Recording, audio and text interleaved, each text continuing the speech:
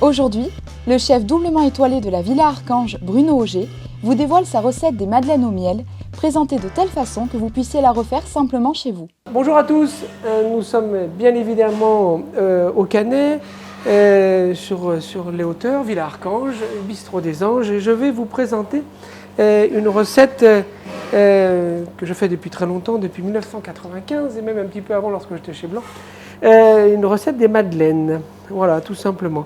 Donc pour faire cette recette, elle est ultra simple, il y a juste une petite cuisson du beurre noisette que je vais vous montrer par la suite, mais c'est une recette très simple. On a besoin d'avoir de la poudre d'amande, de la farine, poudre d'amande 90 g, farine 90 g, sucre glace 230 g, et on a besoin d'avoir 7 blancs d'œufs. Voilà. Donc l'idée, c'est de mélanger les masses qu'on appelle les masses sèches ensemble, c'est-à-dire que la poudre d'amande, la farine, le sucre glace, on mélange toutes ces matières ensemble.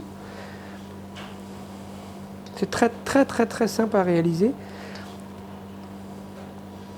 Beaucoup de clients de chez nous demandent la recette, vous voyez, parce qu'elle est hyper facile et ça permet aussi aux gens de pouvoir la refaire à la maison avec leurs enfants, par exemple, parce que c'est une recette qu'on peut faire le dimanche et puis c'est sympa d'avoir des petites madeleines comme ça tièdes. Donc on a besoin d'avoir tout simplement ces ingrédients, donc on les mélange correctement dans le cul de poule et après on va rajouter les blancs d'œufs qu'on peut laisser dehors légèrement à température, vous voyez, pour créer cette masse, tout simplement, qui est une masse homogène. Donc on fait, vous voyez, comme un petit volcan, comme font les enfants, vous voyez, quand ils mélangent le beurre avec un peu de purée, vous voyez, on mélange doucement.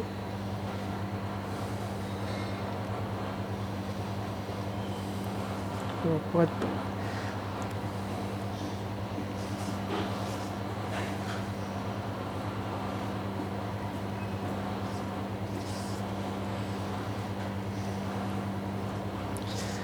Donc une fois qu'on a fait les petites pesées, vous voyez, on a juste besoin d'une spatule et d'un cul de poule.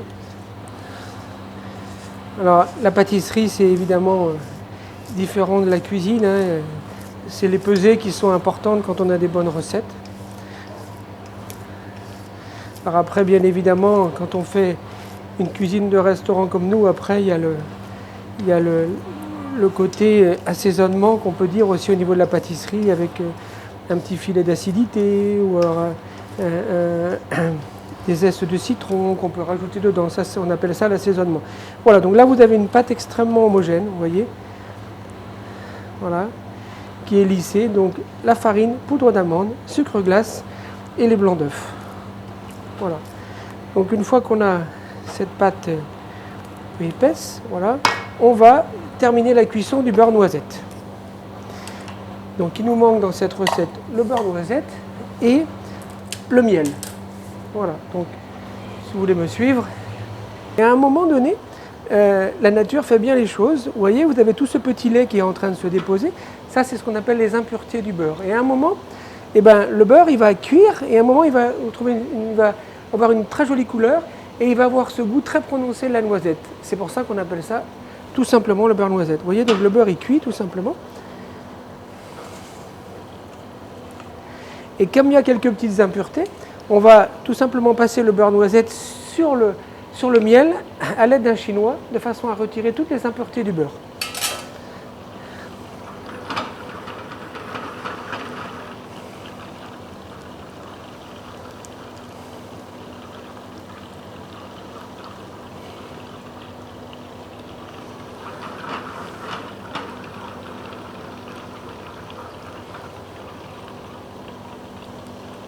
Vous voyez, donc sur les bords, on voit vous voyez, cette petite trace marron, noire. Ça, on appelle ça le petit beurre qui cuit tout simplement. Et donc on retire toutes les impuretés du beurre. Voilà, là ça commence à sentir la noisette.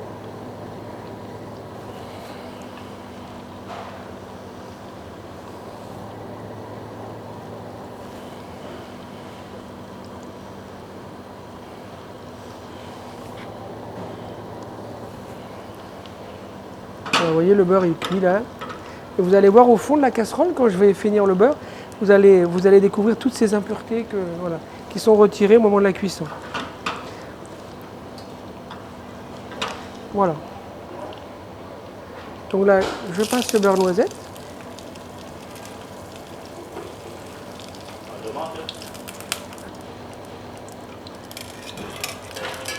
Vous voyez ?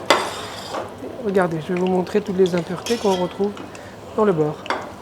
Ça, ce sont les impuretés du beurre. Évidemment, on les a passées tout simplement au chinois pour les retirer.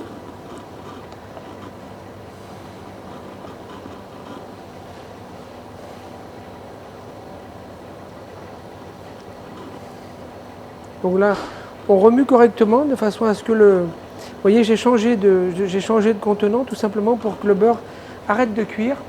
Voilà, on stoppe la cuisson. Vous voyez, elle a massé un peu, on appelle, vous voyez, on dit que l'appareil a massé. Voilà.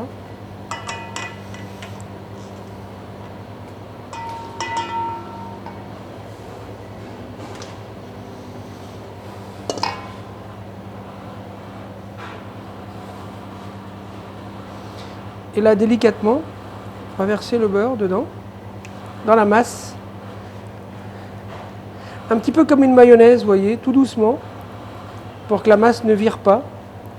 Parce que si on va trop vite comme dans une mayonnaise, eh bien vous avez, on dit que la mayonnaise a tranché. Alors, c'est un appareil que vous pouvez faire le matin pour le soir, vous pouvez le faire même la veille et le laisser dehors. Hein, ça. En revanche, il ne faut pas le mettre au réfrigérateur, mais il faut l'utiliser dans les 24 heures, pas au réfrigérateur, puisque sinon la masse va durcir avec le beurre qui va figer dedans. Et au moment de la cuisson, ce sera un peu plus difficile. Vous voyez, on mélange bien pour que le beurre s'incorpore bien à la madeleine, à la pâte. Vous voyez, c'est ça qu'il faut obtenir. Vous voyez, toujours une masse homogène. Hein. Vous voyez, il ne faut pas aller trop vite parce qu'à partir du moment, si vous allez trop vite et l'appareil commence à trancher, c'est difficile de le récupérer après. Donc il est préférable d'aller tout doucement. Là, on récupère bien le miel qui est au fond.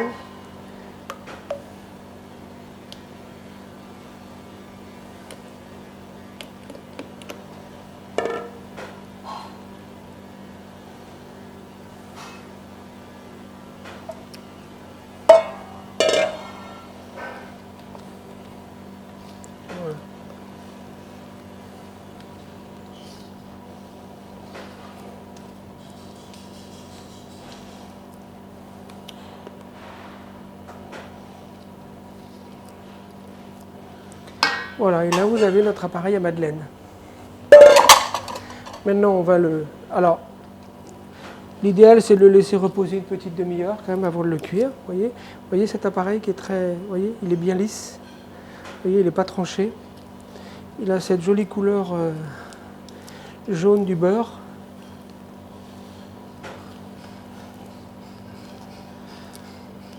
Voilà, c'est des belles odeurs. De bonnes odeurs déjà au-dessus.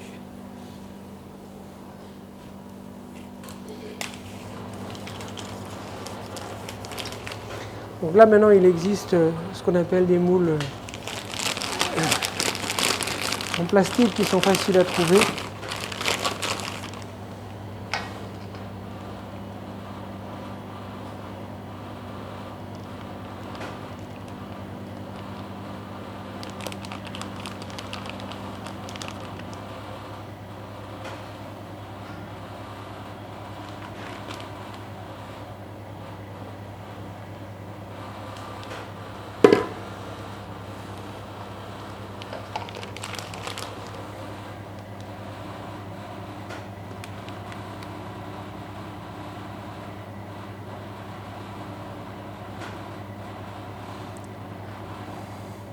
Je sens le miel là, c'est magnifique.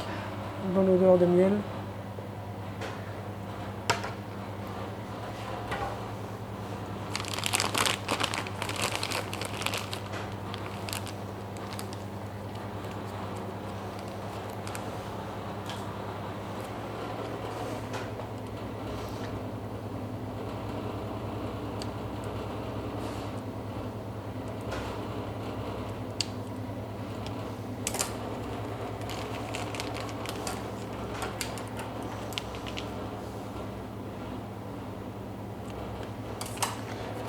Voilà, et tout simplement, voilà, on remplit le moule, pas complètement, vous voyez, comme ça.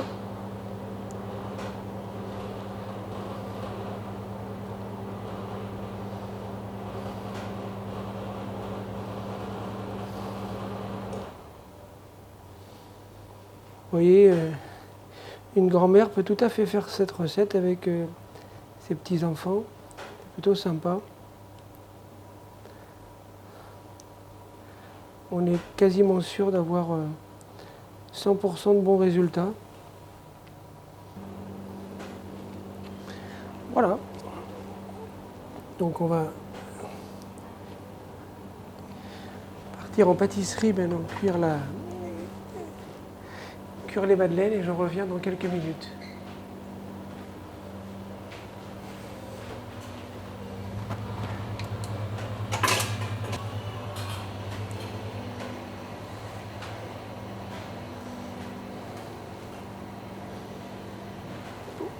Voilà nos madeleines. Après 7-8 minutes de cuisson, ça c'est en fonction du four bien évidemment. Hein. Mais voilà nos petites madeleines juste dorées, elles sont juste gonflées. Vous voyez, elles sont juste craquées légèrement sur le dessus. Vous voyez là.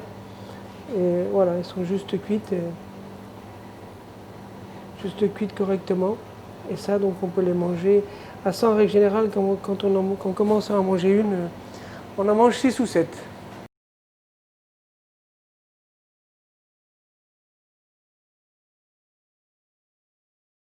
Comme petit cadeau, tout simplement, voilà, ce petit livre pour la personne qui fera les meilleures madeleines du Canet.